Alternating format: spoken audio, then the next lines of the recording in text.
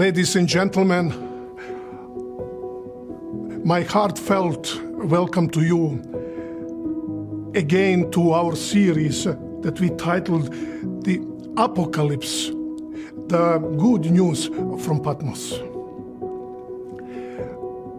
We are now in the sixth presentation during this series, and we want to conclude that series of the messages to the seven churches. In the previous presentations, we saw everything what we needed to know about why Jesus Christ came to visit John on Patmos on the Lord's Day to give him the messages for those churches. But still there are some unanswered questions about how really to deal with those messages. And I just want to remind you that Christians in general, somehow they are divided, there are diversity of views, how really to deal with these messages. Instead of discussing about all those approaches that people have dealing with those seven messages, I want to present to you the way what we will do during this series.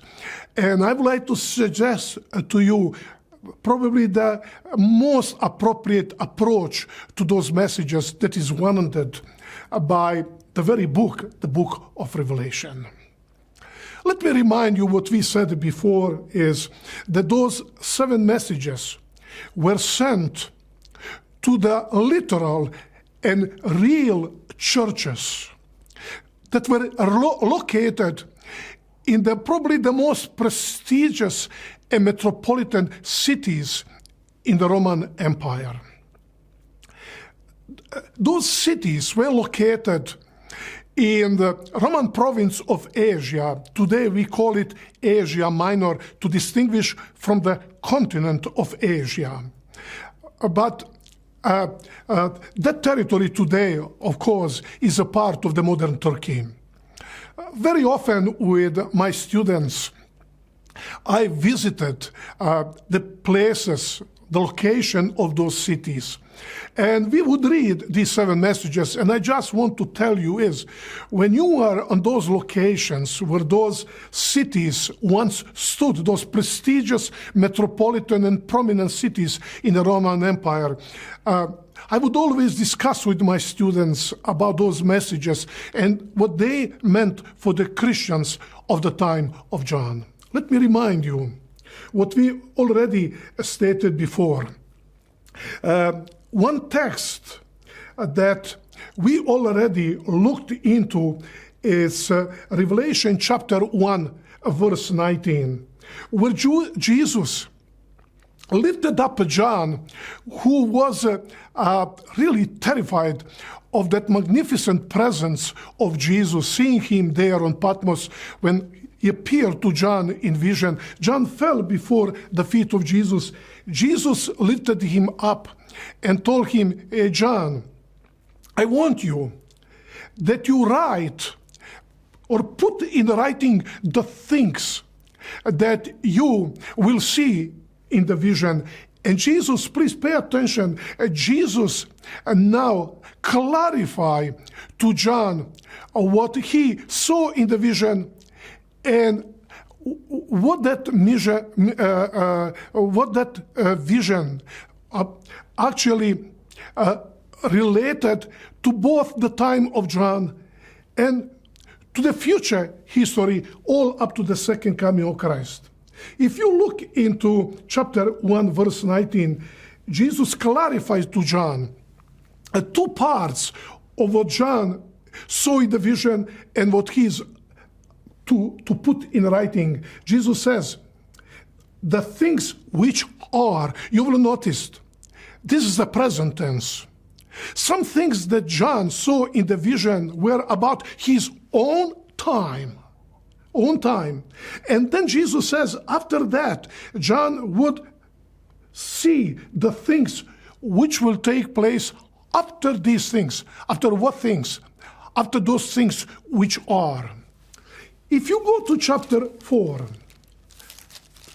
after the messages to the 7 churches, in verse 1, we will come to this text one more time. You will see that John saw a door open there in heaven, and he said the first voice that he had previously, that was the voice of Jesus that we understood in our last study. The same voice of Jesus said now to John, "Come up here, and I will show you what must take place after these things." You will notice, I will show you what must take place after these things. It's actually a repetition of what we have in verse 19. Jesus said to John in verse 19, "Write down the things which are," the present tense, the time of John.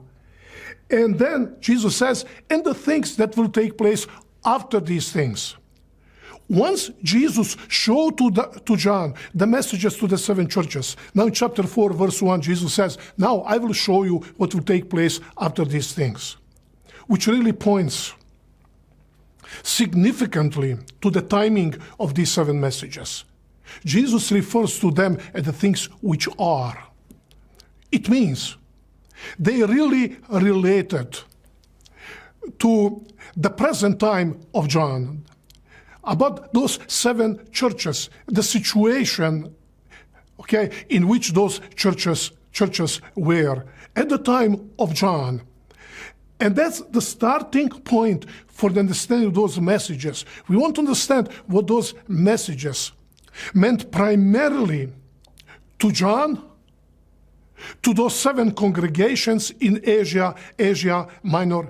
But we will see that those messages, they also have much deeper significance. But the starting point is that we go to the time of John and try really to understand what was happening in the first century among the Christians.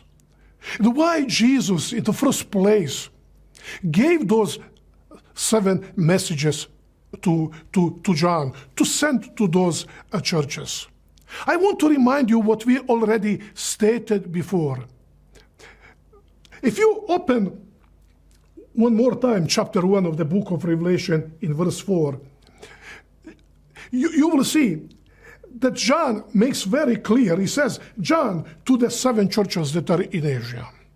This is exactly how Paul, when he wrote his epistles, addressed the recipients of his letters. Paul, apostle, to the church in Rome, in Corinth, in Ephesus, in Thessalonica, etc., etc. And then when we go to verse 11, now Jesus is more specific, telling John, "Write in the book what you see and send it to the 7 churches." And now Jesus is even more specific, saying to John, those 7 churches were churches in Ephesus, in Smyrna, in Pergamum, to Thyatira, to Sardis, to Philadelphia, in Laodicea. So you see, those messages were primarily sent to the Christians of the time of John, Christians who lived in those prestigious and metropolitan cities. However, like any other letter of Paul or Peter or James or John, even though those books that were originally letters sent to the Christians of the time of the biblical author, they were originally sent to them, but they were not written only for them, but they were written for all future generations of Christians who could benefit from those messages for their spiritual growth and their relationship with God. So please, I hope that we will keep in mind and make the difference between the letters to whom originally they were sent, but they were not only written for them. Primarily they were written for them, but they were also written for all future generations Christians who would live after them. So I hope that we'll keep that in mind. And we want now to have a much deeper insight into these messages and to draw the conclusion really how to deal with those messages, how to interpret them. During this presentation, I want to suggest to you that these messages, they have a threefold applications.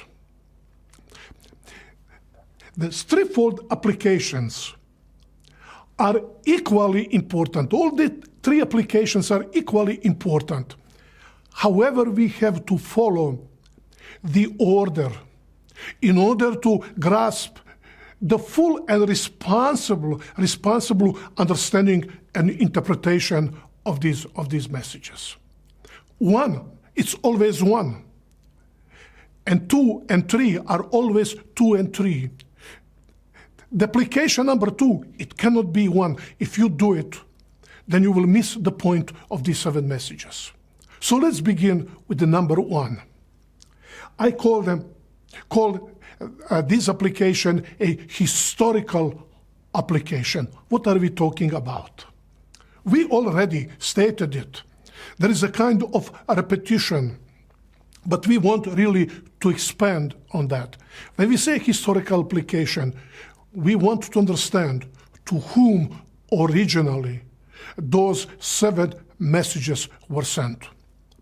Who are the people that Jesus addressed in those messages? As we saw in our previous presentation, that every message begins with a statement of Jesus. To the angel of the church in Ephesus, you remember, Smyrna, Pergamum, Thyatira, Sardis, Philadelphia, Laodicea. The question is, who is this angel? In the book of Revelation, angels, they have 2 different meanings. The Greek word angelos simply means a messenger. And generally in the Bible, including the book of Revelation, the term angel refers to the heavenly beings who are there in the proximity of God, the ministers of God, standing in the service of God, the heavenly beings, spiritual beings who stand in the service of God. But very often, the word angel, in the Bible and also in the book of Revelation, the angel can be also applied to human beings. Let's keep in mind that the Greek word angelos, from which we get the word angel, simply means a messenger. And Jesus called, for instance, John the Baptist, that he was the angel of the Lord. He was the messenger of the Lord. In the book of Malachi, in chapter 3, the priests who served in the temple were the angels of God. They were his messengers sent to the people to help them in their relationship with God. So the word angel can be applied to human beings, and most likely that the word angel that is used at the beginning of every letter applied to the leaders of those church. We call them the elders in each of those 7 messages, 7 churches to whom these messages were actually originally sent. We saw in chapter 1, verse 3, he said, blessed is the one who reads. You remember, one person reads. Most likely, these elders that Jesus addresses with the word angel, they were supposed to read those messages together with the rest of the book of Revelation. And he says, blessed are those who are listening. You'll notice plural. So one person is reading and more people are listening. So we have here the Christian setting, the worship setting, during which those messages that Jesus, through John, sent to those congregations, they had to be read and they had to be heard. Okay? So, let's be reminded one more time In order correctly to interpret those messages, we really have to understand why those messages were originally sent.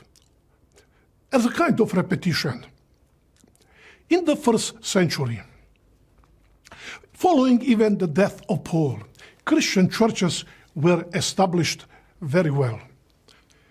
But if we go to the book of Acts, there are several churches mentioned that were established by Paul in the Roman province of Asia.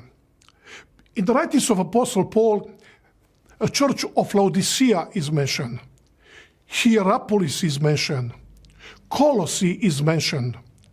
Miletus is mentioned. Troas is mentioned. Number of churches were mentioned there. So, we are dealing with the Christian congregations that some of them were already established at the time of Apostle Paul. But as we know that early Christians, they really preached the Gospels everywhere.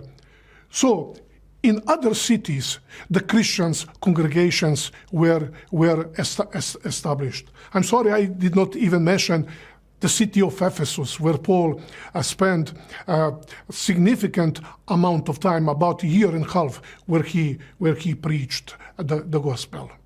Now we are dealing at the time close to the conclusion of the first century. We already explained that John the Revelator, with the mother of Jesus, Mary, he moved according to the Christian tradition, and he lived in the city of Ephesus. By that time, significant number of churches were established in the Roman province of Asia. How many churches were there? We don't know. But we know at least that there are about 12 or 13 churches that are even mentioned on the pages of the New Testament. But you will notice some churches that existed at that time in the Roman province of Asia, they were not even mentioned by Jesus. Only 7 were chosen, which actually points to their symbolic significance. So we have to keep that in mind.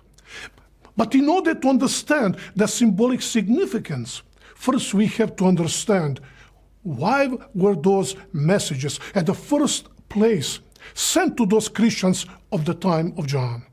This is number one. We call it the historical application. We have to understand what those messages meant to those Christians at the time when John was still alive and he was very, very active. So let's go from the very beginning. Number one, Christians who were the members and believers in those 7 churches, they lived in pagan environment. In the first century, paganism was a dominating religious force in the Roman Empire. And the territory that is called Asia Minor had really its religious flavor that really characterized the pagan environment and pagan religious setting in the first century of the time of John. So many times I hear how people are talking about the first century and they are telling us how Christians were persecuted because they worshipped Jesus Christ. At this point, we need a correction. It is true, but really this is not a complete truth. In the first century, I'm now really focusing on Asia Minor. If you lived in any part of the Roman Empire as well in Asia Minor, you could worship any god you wanted. Roman Empire was open to any religion and religion aspect, to any god a God that people were bringing with themselves from their original homeland where they came from. Now you wonder, then why were Christians persecuted in the Roman Empire?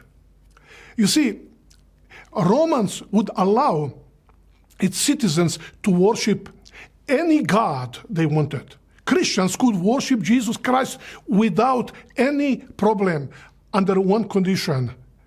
They first have to respect the local deities and the local gods.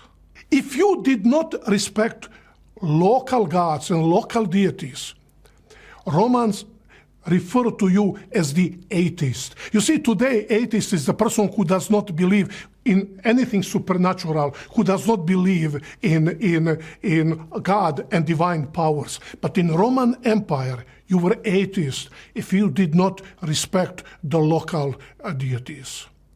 So who were local deities? As you know that among Greeks, among Romans in general, there are different gods. They were usually gods protectors. There was a god of harvest, god of rain, god of thunderstorm, god of wealth. When the association, business association, each association had the god protectors. And in the first century, among Romans, religion has nothing to do with human character, okay? With the building of character. By the way, those gods were something very, very ugly. Parents would never take those gods to present to their children, to show them how the person should be loving, how the person really should be forgiving person, how the person should be honest. Because the Greek gods were of the worst kind. Okay? I want to talk too much about that. So, what meant in the first century to have a relationship with those gods? It simply means to keep a good relationship with those gods.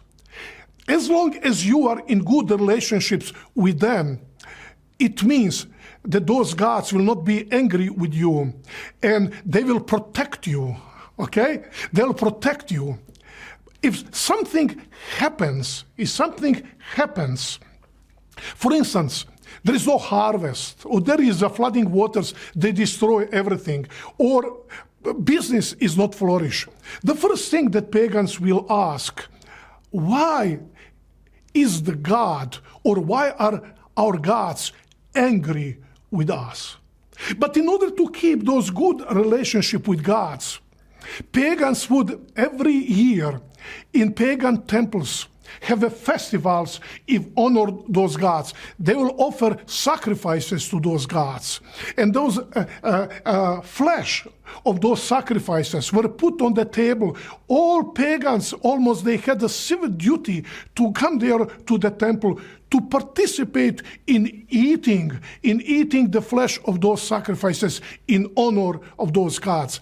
And usually, those festivals and feasts would conclude with the drinking, with orgies, eating that food sacrificed to idols, and also with sexual immoralities. It was a civic duty of every citizen of the local city to participate in those festivals in order to keep good relationship with those gods, not to make them angry.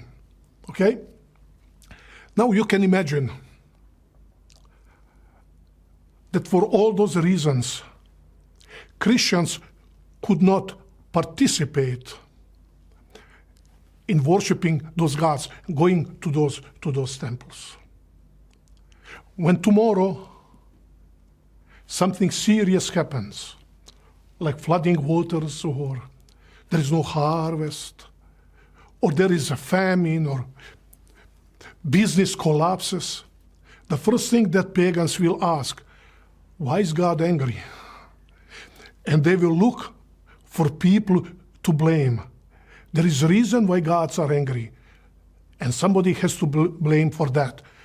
And who are the people to be blamed? They were Christians.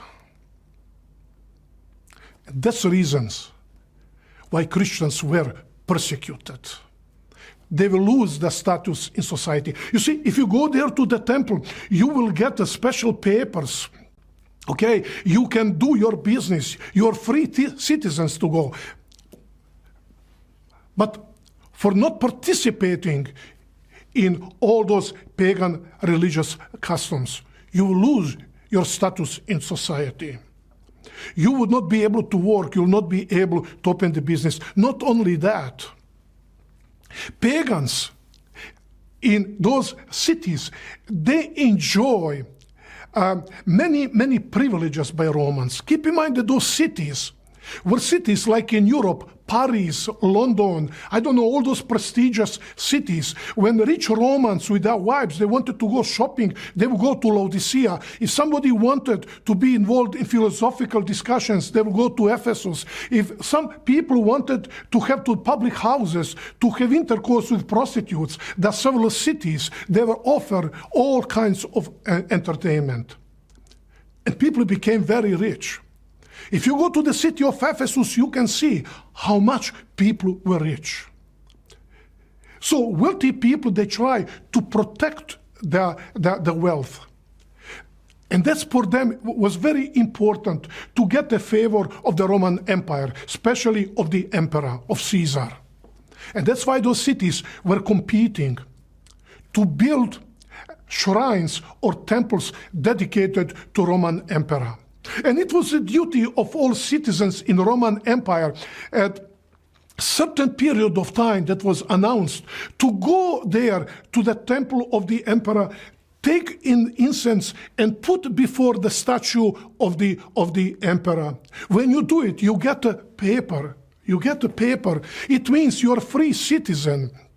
You can do your business. You can free move wherever you want. But if not, you would suffer social isolation, maybe even imprisonment, and in the final analysis, it's a martyrdom and death. And this was the situation in the Roman Empire among the Christians. And you can understand, the Christians, they resisted to those pagan customs. But eventually, as John was on Patmos, we learn from early Christian writers actually what was taking place. Some prominent people who were evidently rich in those churches. Their wealth was threatened. Their social status was threatened. They started present teachings about what is wrong that we go and participate at those pagan customs. We are not going to deny Jesus Christ. We are not going there in order to live our Christian faith. We are simply going to perform our civic duty. By the way, if you open the book of Revelation, you will notice. I just want to focus, for instance, on the church in Ephesus. You remember we already explained how Christians in that church were very faithful to God, and they were especially commended in verse 6 by Jesus says, "Yet this you have, that you hate the deeds of the Nicolaitans, which I also hate." We learn about those Nicolaitans from the church father Irenaeus, that actually they were the followers of Nicolaus, one of the 7 deacons who really went to apostasy. And he advocated the idea that Christians really should go and participate at pagan customs. They should perform their civic duty. There is nothing wrong with that. By the way, if you go to the church in Pergamum, Nicolaitans are mentioned again in verse 15, while they were resisted in the church in Ephesus. But Jesus rebukes the church in Pergamum. They said, "I also have that some among you are holding the teaching of Nicolaitans." They were in favor of making compromise with pagans. But in verse 14, the verse earlier, Jesus says, I have a few things against you, because you have there some who hold the teaching of Balaam, who kept teaching Balak to put a stumbling block before the sons of Israel, to eat the things sacrificed to idols, and to commit the acts of immorality. I believe now that this text becomes much more clear to us, okay? And then let's go to the church of Thyatira. If you read verse 20, there was one very influential woman, Christian woman in the church. She claimed to be prophetess, and even she said through her prophetic gift, God showed her that there was nothing wrong to participate with the pagans at their day of the pagan ceremonials and dedicated to the pagan gods. And let's read. We don't know the name of that Christian woman. Jesus called her Jezebel. The name of that Phoenician queen that married the Israel king Ahab by name of Jezebel. So Jesus called her after that name. She says, she calls herself a prophetess, and she teaches and leads my servants astray, so that they commit acts of immorality and eat things sacrificed to idols.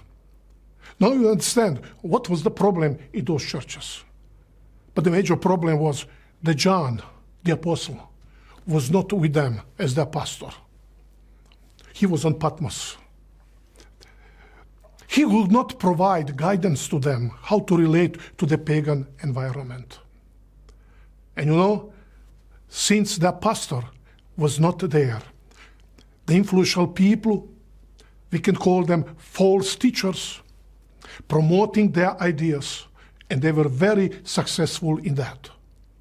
Some churches, like church in Ephesus, resisted that teaching, but in some churches, they were very much divided, like the church in Thyatira, church in Pergamum. And we can see some churches like Sardis and Laodicea, they were almost killed by those divisions and what was going on among those Christians. John heard that news. In addition to his own hardship and sufferings, the situation among those churches was very hard for him. And that's the reason on that Lord's Day that we saw in our previous presentation, Jesus came there to John, telling him, John, I want to give you special messages that you send to those churches, and keep in mind that those messages are about the things that are. They are primarily for Christian believers of your own time. Jesus gave them messages, and the main point of those messages, no compromise with the pagan environment. So we really want to have the full understanding of those messages. We have to understand why those messages were sent at the first place. Okay? However, we have to keep in mind, as I already stated, while those messages were originally sent to those Christians of the time of John, but their meaning was also intended, like the rest of the Bible, for the future generations of Christians. So we saw the first application is historical. We have to ask ourselves what those messages meant for the Christians of the time of John.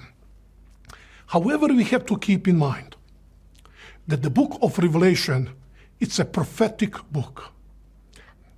Several times, John the Revelator mentioned that the book of Revelation is the book of prophecy. So as a prophetic book, the content of that book, while originally applied to the time of John, but also many portions of the book of Revelation, primarily messages to the seven churches, they have also the prophetic significance. Just to remind you what we stated before, there are more than 7 churches in Asia Minor. To mention Hierapolis, to mention Colossae, to mention Miletus, to mention Troy, and some other churches. But only 7 were chosen. And those 7 churches were put in certain order, just to tell us that the situation in those churches, among the Christians in those churches, somehow was a foretaste or a shadow of Christians in different part of Christian history. And the interpreter of the book of Revelation, they saw significant parallels between those 7 messages and different periods in Christian history. For instance, the church in Ephesus was a very faithful church, but Jesus rebukes the church, telling them, you are abandoning your first love. And Christian interpreters of the book of Revelation, actually, they noticed how really the church in Ephesus could also apply to the Christian church of the first century, characterized really by faithfulness to God. But toward the end of the first century, after the death of all the apostles, John was the only one who was still alive. That love that characterized Christianity as the very beginning started disappearing from Christians. And really, the church in Ephesus can apply to the first century. We saw that the church in Smyrna was persecuted church. And not only they were persecuted, more severe persecution was to come. And the interpreters of the book of Revelation, they noticed really that in such way, the second church, the best describes the period after the first century when the Christian church for more than 200 years was persecuted by the Roman authorities. So really the church in Smyrna can apply to Christian church of the second and the third period. The church in Smyrna did not receive any rebuke because the Christianity and Christian believers were still very faithful to God. But then it comes the church in Pergamum, is the church already significant compromise. False teachers were destroying the church. And the interpreters of the book of Revelation, they noticed that really that period very nicely describe the history Christian church, that period that followed the edict of the Emperor Constantine, making Christianity to be a legal religion. And the Christian church started gradually distancing itself from the teaching of the Bible, accepting Greek philosophy. We have the cult of Mary was established. The Sabbath started being replaced with a Sunday observance, and many false teachings that were entering the church. And then the church of Thyatira. You'll notice it's the longest. It's 2 times as long as any other message. It describes terrible apostasy, divide the church. And Christian interpreters really saw very similar parallels to several centuries of the history of the Christian church during the medieval period, where really the biblical teaching was completely obliterated among the Christians. It's the tradition, prayer to the saints, and of all human teachings replaced the teaching of the Bible. Then the Reformation came, and the church in Sardis describes the period, the Christian church that really just hardly existed. They just had the name to be alive, but they were actually dead. And the Christians interpreters actually, they really noticed strong parallels between the church in Sardis with the period following the Protestant Reformation. You see, Lutherans, they were called themselves Lutheran, followers of Luther. Calvinists, the follower of Calvin, and etc., etc. They just had a great name of their founders who established the movement. But actually they really followed into the footsteps of the medieval church, treating people who disagree with well-established teaching by them. They mistreated them in the same way as happened with faithful people of God during the medieval period. And then after that comes the Church of Philadelphia, The church of Philadelphia is weak, has little strength, as Jesus said. But Jesus opens a great door opportunity for the church in Philadelphia. The very city of Philadelphia was established for mission purposes. It really describes what happened during the so-called First and Second Great Awakening that embraced the Western Europe, North American continent, even Inter-America and South America, when many movements were established. Following those great signs that appeared in heaven, darkening of the sun, moon, Lisbon earthquake, and falling meteors, when Christians really were filled with great desire to preach the gospel because they were inspired by those events, seeing in them the promise that Jesus made about the signs of the second coming of Christ. And really, we are coming to the seventh church, the church of Laodicea. And interpreters of the book of Revelation rightly notice strong parallels between the church. Self-sufficiency. We have everything. We are rich. We don't have a need of anything. But Jesus says, you don't know how poor you are, how blind you are, how self-sufficient you are. But Jesus says, there's some things I'm offering to you that you come out of your situations. So yes, we can rightly take those messages and apply to different periods of Christian history, but please keep in mind, these are only second-level applications. They're not primary. I hope that we will keep that in mind. So we begin with consideration of Christians at the time of John, what those messages meant to them, but keep in mind also that those messages, they have prophetic significance.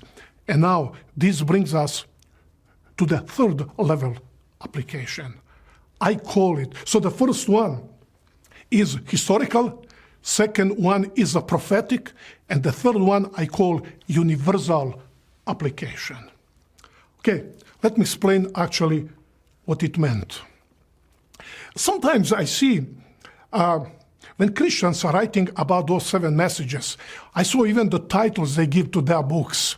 They said, 7 letters to the churches. Unfortunately, that's not true. The expression 7 letters to the churches is very much misleading. You probably wonder, what are we trying to say? We are not trying anything to say. We simply want to see what the Bible says. So, I would like one more time that you open chapter 1. And the instruction that Jesus gave to John, it's in verse 11. Okay, I've just waited that we find the text. It's very important that we see with our own eyes. So chapter 1, verse 11 says, Jesus said to John, write in a book, not books. If you really want a literal translation, write on a scroll. It's a single scroll. How many letters were sent to those churches? Only 1 letter. No 7 letters. 7 letters assume that one message was written as 1 letter and sent to the church in Ephesus. Another letter was sent to the church in Smyrna. Then another one to Pergamum. Are you still with me? 7 separate letters. No, this does not fit what Jesus said to John. There was only 1 letter. Those letters were all 7 messages together and the rest of the book of Revelation. And that letter first came to the church in Ephesus. How many messages did the Christian in Ephesus have to hear? And how many messages were to be read to them by the angel, the elder of the church? All the 7 messages. How do you know that? You can see. Please, I want to invite you. Look, the conclusion of every message. Okay, let's see. In Ephesus, verse 7, what does it say? He who has an ear, let him hear what the Spirit says, not to the church, what the Spirit says to all the churches. Why? Go also to Smyrna. You can see that. He who has ear, let him hear what the Spirit says to the churches. This is the conclusion of every message. What are you trying to say? What are you trying to say? Every church had to read all the 7 messages. Why? Why? Why all the 7 messages? For instance, when the church in Ephesus had to hear those 7 messages, what was the problem in the church in Ephesus? The majority of Christians in the church, they started losing their first love. But not everybody started losing the first love. There's some Christians in that church that were going through serious persecution. They were not losing the first love. They loved Jesus Christ very much, but they were afraid of the persecution to come. So they needed to hear the message to the church in Smyrna, because that message applied to them. There's some Christians, they really had just the name to be alive, but they were completely dead. So the message to the church in Sardis has relevance to them. And there's some Christians, they said, I'm sorry, I'm rich, I'm wealthy, I have everything, I have everything. And the message to the church of Laodicea was direct message of Jesus to them.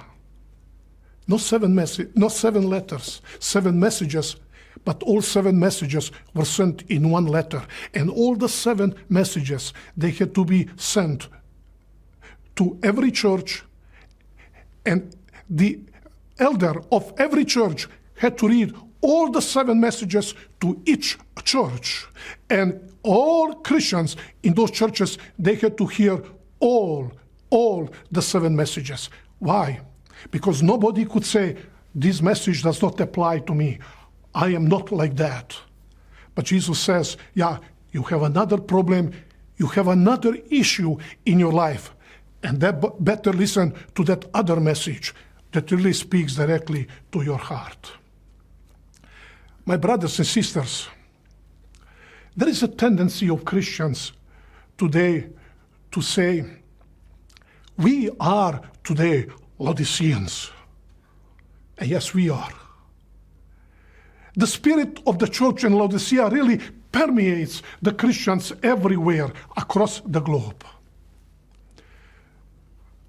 But you who are listening to this message, you can remember the time when people are shouting, we are Laodiceans. How many Christians were in prison, even in this part of the world, because of their faithfulness to God? I will never forget when 30, 40, 50 years ago, how many Christians did not have the Bibles because the government did not allow them. They were persecuted because of their faith. They were copying Bible by their hand. I saw some of those Bibles copied by hand. And when they were caught, they were sent into the prison, terrible prison, because of their faith, when they were in suffering very, very, very much. Unfortunately, many people are going to that area shouting, we are Laodiceans. For me, those Christians were never Laodiceans.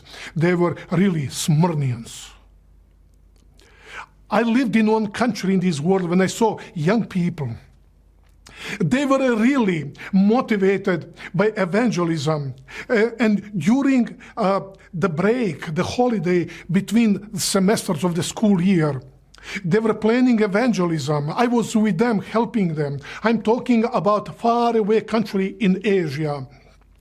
And coming back from holiday, they would talk how many people made decision for Christ as a result of their witnessing. And then after that, I heard the missionaries from Western Europe and from United States coming to that country, shouting to the people, we are Laodiceans. Why? Because their kids, between the 2 semesters, were thinking how many movies to rent to watch.